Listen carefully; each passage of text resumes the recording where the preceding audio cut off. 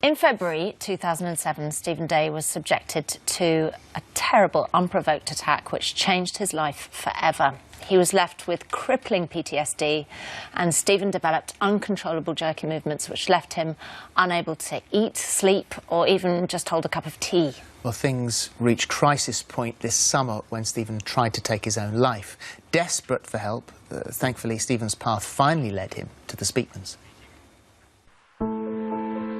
In March 2007, Stephen Day was dragged from his car by 3 men and beaten in an unprovoked attack. The effects of the incident have stayed with him for nearly a decade. After the incident, it was about a year or so before anything manifested. I started with a small twitch, and it turned out to be what they call non-epileptic seizures. I get jerks. These can be small from a little twitch to where I can't move off the settee because my body's jerking so much. When Stephen's depression hits low, it's very tough. It's very scary because I don't know where he is, or there has been times where he's gone off and I don't know where he is, I don't know what he's doing. I can't imagine what must go through Stephen's mind to make him think that, you know, there is no hope, there is no other end to end his life.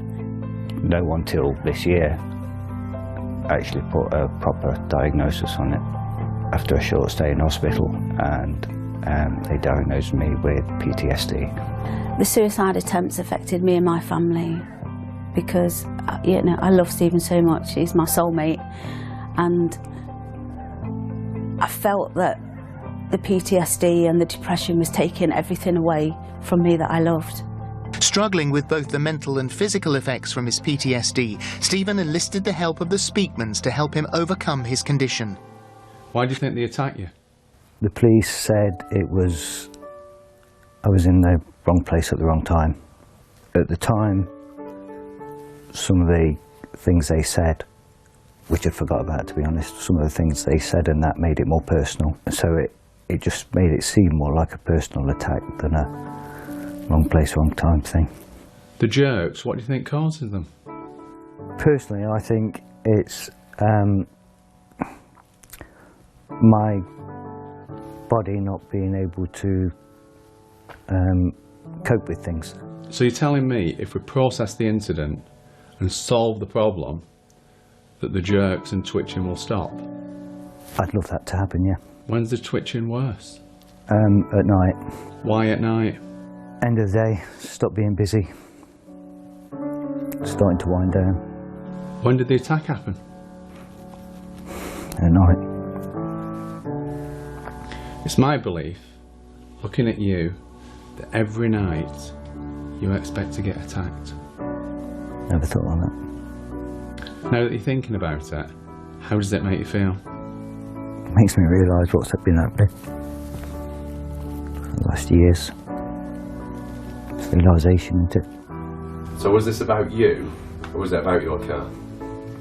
About my car. It was never about you. They just wanted the car. So, if you would have parked the car, left the keys in the car and gone taken a walk, would they have come down the street looking for you, or would they have got in the car and took the car? Got in the car, took the car. Was it ever about you, Steve? No. No, it wasn't. Feeling a weight has been lifted, Stephen's wife Marie was invited into the counselling session. Don't cry. I said I'm emotional, but I'm not shaking.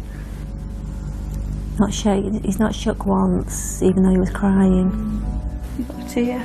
Not seen that feeling.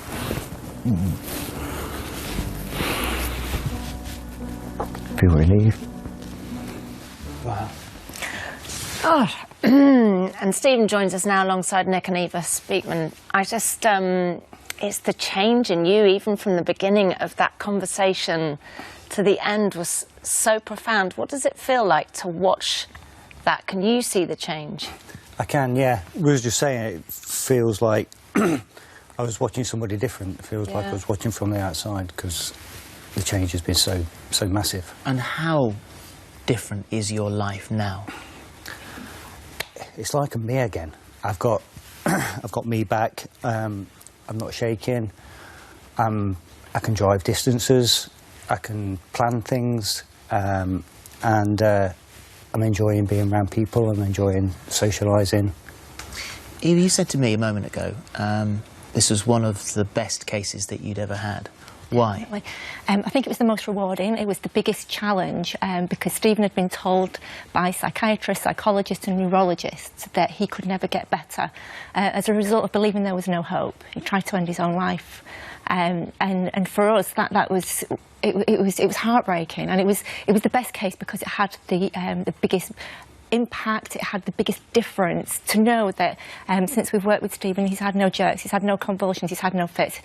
His wife told me earlier in the green room that they've slept. You know, she used to get woken up by him at night. She was fearful when he went out that he might do something. She was fearful at night that he may choke during the convulsions. And it's transformed all the life, but it also is so powerful because I think, Stephen, you are a pillar of hope. You prove that even when you are told that there is no hope and that you can't be better, that actually you can. And he was being treated for epilepsy. Yeah, I mean, and the thing is, it was 7 years of epilepsy medication, and any medication has side effects. And then when Stephen got diagnosed with PTSD, he's then taking antipsychotics, and I think the worst thing is, and this happens a lot, is that people get hope taken away. PTSD can be cured. We've proved it time and time again on the show. But there's only one of you. But there's, you know, there are other people curing PTSD in the world. We know that. We've worked with them, particularly in Amsterdam. But you should never take hope away from people, because when you get to the point where you feel that there's no hope, like Stephen, he tried to end his life on 3 occasions. And if I can add to that, Philip, that we are currently working with Amsterdam University, who are doing scientific studies now because they've actually acknowledged our therapy. And as a result of that, there are scientific studies now being conducted right now. I'm sure I'm not the only one who's going to be saying, well, why aren't you working with a university here? I was just going to say that. Because nobody seems in this country to want to invest in you know, the process and the scientific projects and the scientific papers. But you look at the dissertations that are written in universities, you know, sort of every year. The subject of this surely has to grab attention. That with this, how long did it take you to change his life? Honestly, truly, one session, and it took us how long, Stephen? 50 minutes. Yeah, less than that. Genuinely, one session, 50 minutes. Now, I'll be honest, when we saw Stephen and we saw the convulsions and the jerks, we didn't know. We expected it would take a lot longer. We genuinely didn't know. And that was another reason why it was just so profound to see the huge impact that it had so quickly. But it was the realisation it wasn't about him. Which is what PTSD is. PTSD is reliving and feeling in fear, feeling it's going to happen again. And it's like I said to him, it's like a pressure cooker. You have all this inside you, this fear that something's going to happen again, and then suddenly something's got to give. And in Stephen, it was the shakes and the convulsions. But 10 minutes before the attack, Stephen was okay. So the problem is the attack. It's not the psychosomatic symptoms after the attack. It's actually looking at the attack and putting it into perspective. And once you solve that, the symptoms disappear.